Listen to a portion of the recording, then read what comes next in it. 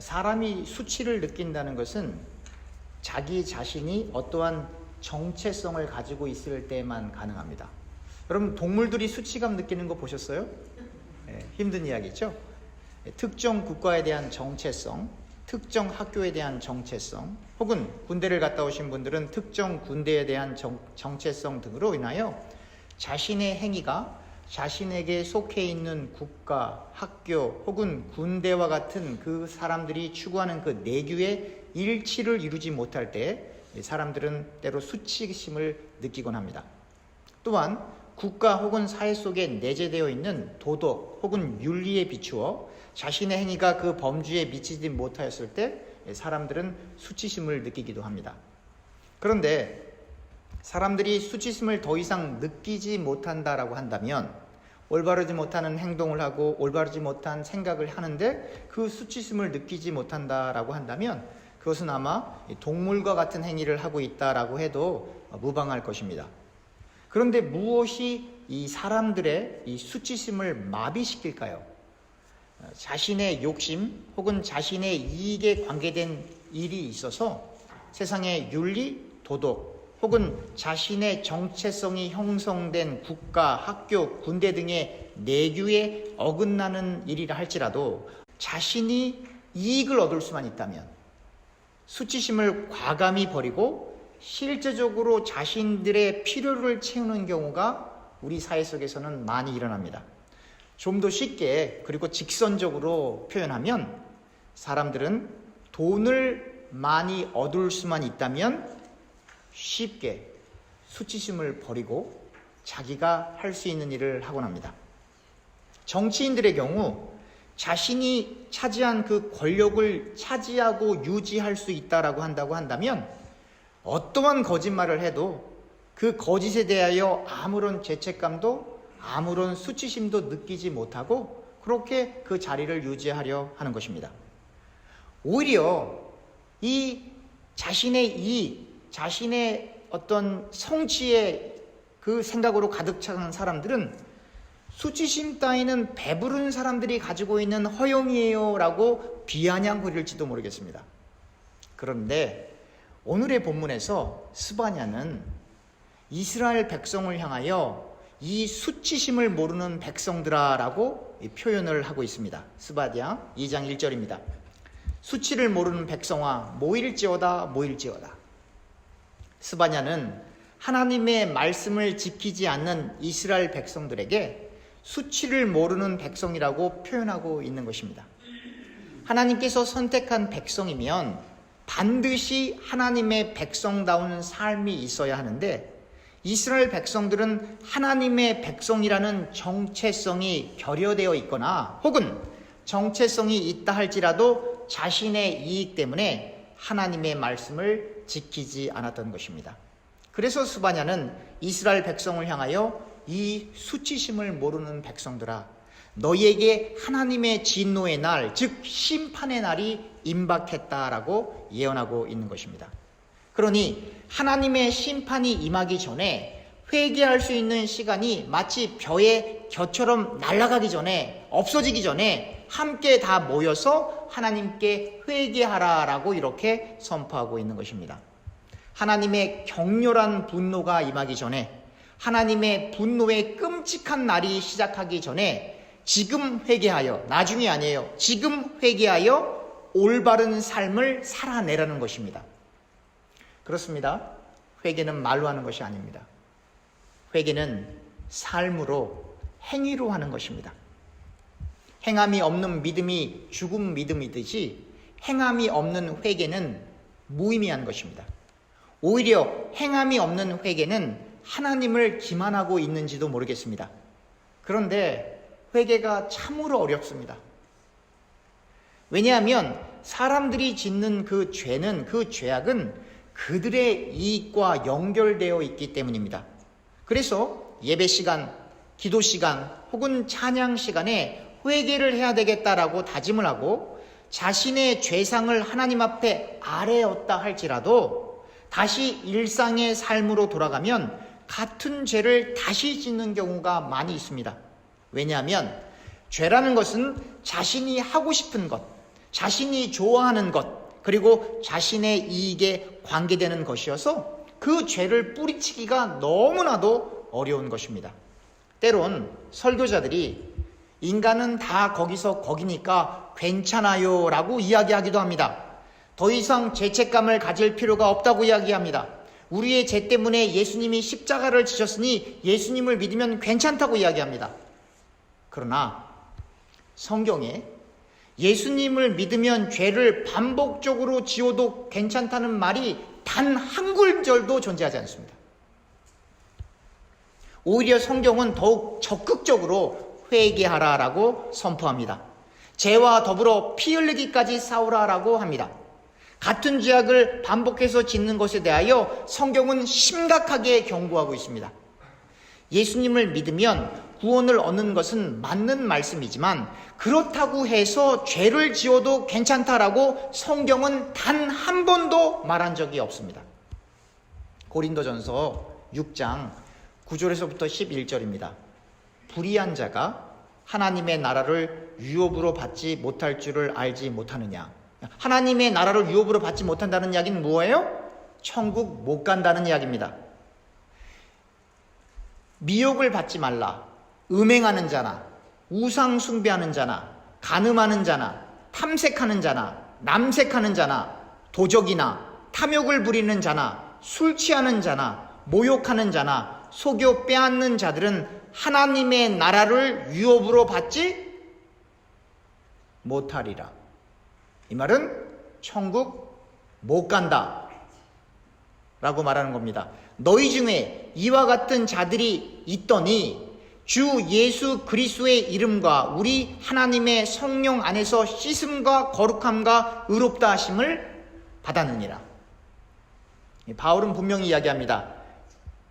음행하는 사람, 우상 숭배하는 사람, 간음하는 사람, 부도덕한 성을 즐기는 사람, 남색하는 사람, 도둑질하는 사람, 탐욕을 부리는 사람, 술 취하는 사람, 모욕하는 사람, 속여서 다른 사람들의 것을 빼앗는 사람은 하나님의 나라를 유업으로 받을 수 없다 라고 단언합니다. 예수님을 믿기 전에는 당신들도 이러한 지경에 있었지만 주 예수 그리스도의 이름과 성령 하나님 안에서 씻음과 거룩함과 의롭다 하심을 받았다라고 설명하고 있는 것입니다. 예수님의 거룩한 보혈로 인하여 예수님을 믿기 이전에 지었던 모든 죄가 사함을 받아서 이제는 우리가 다시 예수님을 믿기 이전의 상태로는 절대로 돌아가서는 안 된다라고 하는 것입니다. 만약 예수님을 믿기 이전의 상태로 돌아가 죄를 반복적으로 짓는다면 그것은 스바냐 선지자가 이스라엘 백성에게 호통치는 것처럼 이 수치를 모르는 백성들아 라고 하는 그 소리를 듣게 되는 것입니다. 이것을 오늘날로 조금 직설적으로 표현하면 이 수치를 모르는 인간들아 회개하여라. 회개하지 않으면 하나님의 진노가 너희에게 무섭게 임할 것이다. 회개하여라 라고 풀어서 설명할 수 있습니다. 요한계시록 2장 22절에서부터 23절을 보면 볼지어다 내가 그를 침상에서 던질 터이요 또 그와 더불어 간음하는 자들도 만일 그의 행위를 회개하지 아니하면 큰 환난 가운데 던지고 또 내가 사망으로 그의 자녀를 죽이리니 모든 교회가 나는 사람의 뜻과 마음을 살피는 자인 줄 알지라. 내가 너희 각 사람의 행위대로 갚아주리라. 각 사람의 행위대로 갚아주리라. 성경은 많은 곳에서 사람의 행위대로 사람이 심판을 받을 것을 강조하고 있습니다. 그러므로 우리가 예수님을 믿은 후 예수님을 믿기 이전의 삶으로 돌아가 생을 살아가게 되면 예수님을 온전히 믿고 있다라고 말할 수 없는 것입니다. 믿음은 반드시 그에 합당한 삶이 나타나야 합니다. 예수님을 믿는다고 해서 예수님을 닮으려고 하는 그 삶이 자동적으로 일어나는 것이 아님을 저와 교우님들은 너무나 잘 알고 있습니다. 우리가 늘 하나님 앞에 있다라고 하는 경각심을 가지고 성경 읽기와 기도를 통하여 충분히 하나님을 묵상하지 않으면 예수님을 믿는다라고 하는 그 말이 허풍 내지는 거짓말로 전락하게 되는 것입니다. 바로 이러한 연유 때문에 스바냐 2장 3절에서는 하나님을 잘 믿고 있는 사람들에게조차도 구원이 보장되어 있는 것이 아니다라고 이 스바냐가 선언하고 있는 것입니다. 스바냐 2장 3절입니다. 여호와의 규례를 지키는 세상의 모든 겸손한 자들아, 너희는 여호와를 찾으며 공의와 겸손을 구하라. 너희가 혹시 여호와의 분노의 날에 숨김을 얻으리라. 혹 교우님들 가운데 나는 지금 교회를 잘 나오고 헌금도 잘하고 봉사도 잘하고 교회를 섬기고 있으니 반드시 나는 구원을 받을 것이다 라고 장담해서는 안 됩니다. 여호와의 규례를 지키는 겸손한 사람들이라 할지라도 예수님을 향한 믿음을 끝까지 잘 유지하지 못해서 죄악의 길로 들어가게 되면 여호와의 분노의 날, 즉 하나님의 심판을 피할 수 없다는 것입니다.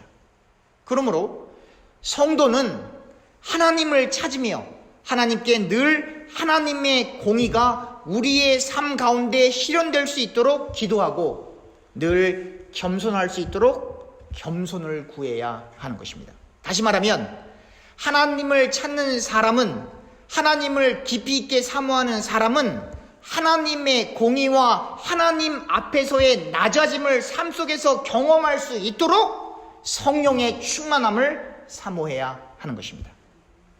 고린도전서 10장 1절에서부터 12절에 바울은 말세를 만난 성도들이 어떻게 예수님을 믿어야 하는지에 대하여 분명한 지침을 제공하고 있습니다. 예수님을 믿는 사람은 이전에 지었던 우상 숭배와 음행을 저질러서는 안 된다고 말합니다. 주님을 시험해서도 안 되고 삶을 살아갈 때 원망을 하거나 불평을 해서도 안 된다라고 말합니다. 다시 말하면 우리는 오직 예수님을 의지하여 예수님과 동행하는 삶을 살아가기 위해 늘 십자가 아래에서 기도로 말씀으로 무장을 해야 한다는 이야기입니다. 예수님을 닮는 삶은 예수님을 믿는 사람이라면 누구나가 최선을 다해야 하는 거예요. 어떤 특정한 직분을 가졌기 때문에 당신은 예수님을 닮으세요, 저는 제 길을 갑니다, 이것이 아니고 예수님을 믿는 사람이면 직분과 상관없이 모두가 예수님을 닮기 위하여 최선을 다해야 하는 것입니다. 예수님을 닮기 위해서 자신의 유욕, 자신의 욕심, 자신의 탐욕을 접고 철저히 자기 자신을 부인하며 경건과 기도의 삶을 살아내야 하는 겁니다. 우리 스스로 할 수가 없어서 성령 하나님을 의지하여 그렇게 살아내도록 이끌림을 받아야 하는 것입니다. 하나님께서는 이스라엘 주변국들인 가사, 아스글론, 아스돗, 에그론, 블레셋 사람, 모압, 암몬, 구스 사람, 아수르를 철저히 심판하시고 멸망시키겠다고 말씀하십니다. 이스라엘의 주변국들이 하나님의 무서운 심판을 받게 되는 결정적 이유는 스바냐 2장 10절에 나와 있습니다. 스바냐 2장 10절입니다. 그들이 이런 일을 당하는 것은 그들이 만군의 여호와의 백성을 회방하고 교만하여졌습니다.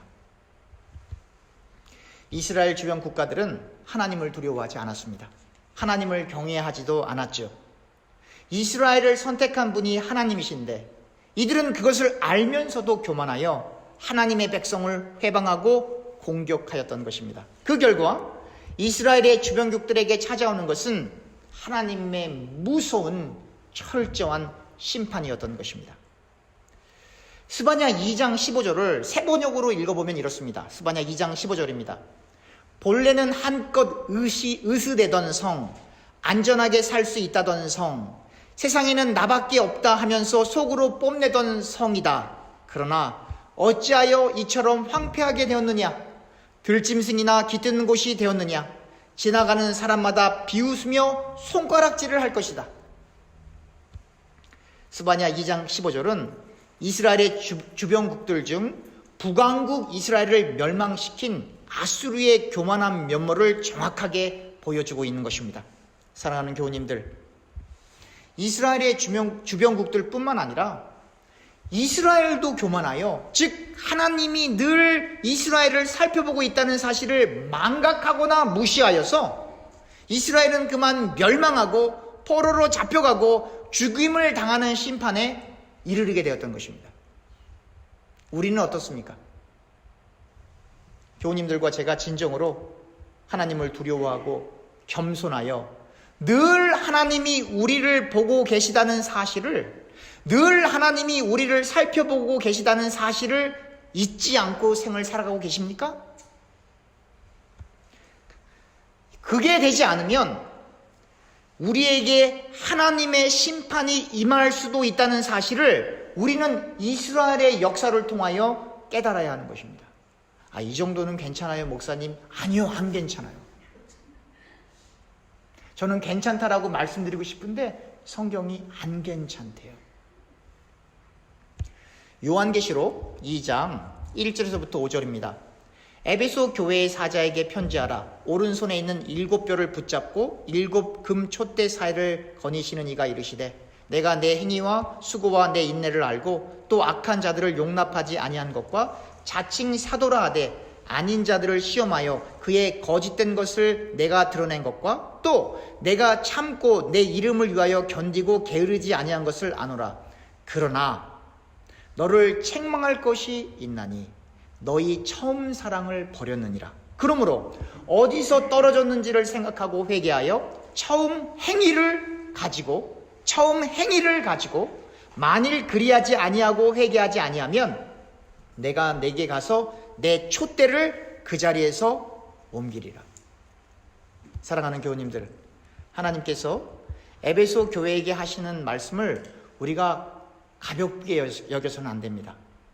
우리가 처음 사랑을 버린 것에 대하여 회개하지 않으면 우리의 촛대가 옮겨질 수도 있다는 이야기입니다.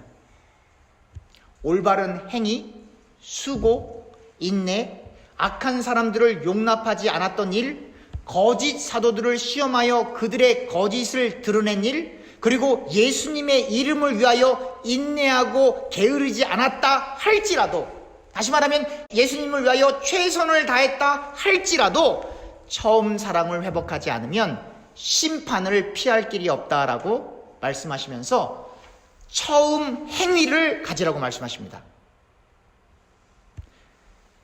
요한계시록에서 말하는 이 처음 사랑은 이 단순히 감정을 이야기하는 것이 아닙니다.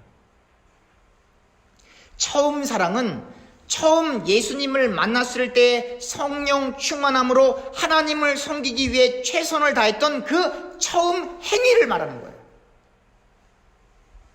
또한 예수님을 만남으로 인해 하나님의 감정이 우리에게 이입이 되어서 하나님이 사랑하시는 다른 지체들, 즉 다른 형제와 자매들, 성도들, 교우들을 예수님 안에서 사랑했던 그 처음 행위, 그 처음 행위를 회복했느냐라고 하나님이 물어보시는 것입니다.